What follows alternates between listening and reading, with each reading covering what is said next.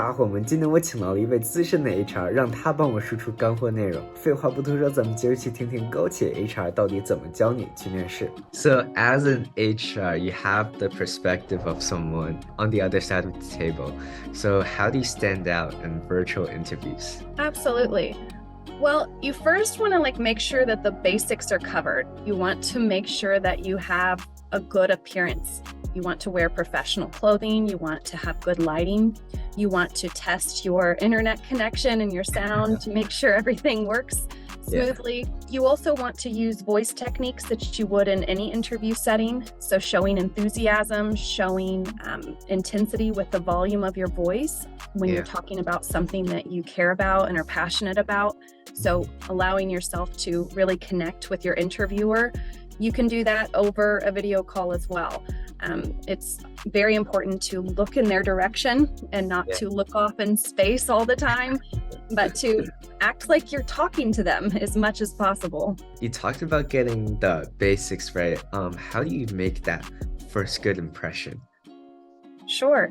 A lot of people have been practicing a lot and they show up and it sounds like they are reciting something they have practiced a million times. That's very true. Yeah. And what's better is if that person feels like this person is here with me and we're having a conversation.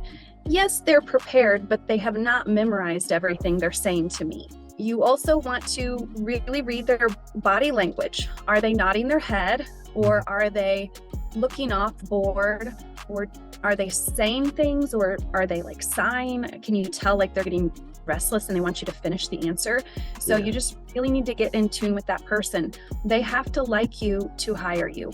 So a lot of people focus on proving to them they have the skills and the qualifications, but just as important is connecting with that person, winning them over, showing you have emotional intelligence and you care about that moment. That's actually beautiful.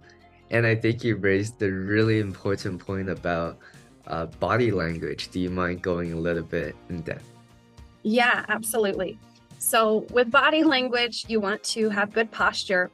I tell people if it's an interview that's very short, 30 minutes or less, you should stand up because when we stand up, we have our best posture, our voice carries better.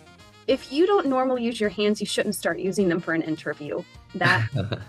It's obvious if somebody's trying to learn body language, through their hands for an interview. There are some things you should avoid doing too. So fidgeting, that's very distracting. Biting on your fingernails, very distracting. If you don't know what to do with your hands, you should clasp them together.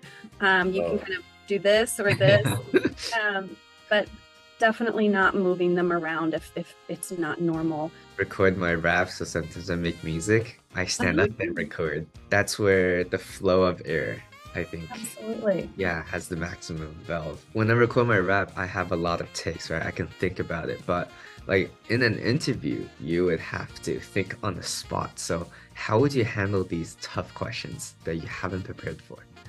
Absolutely. You should prepare for being unprepared. So you need phrases that you will say that will buy yourself some time. Great question. Just need a few moments to gather my thoughts. Yeah. So that shows confidence and that shows you care about giving a thoughtful answer.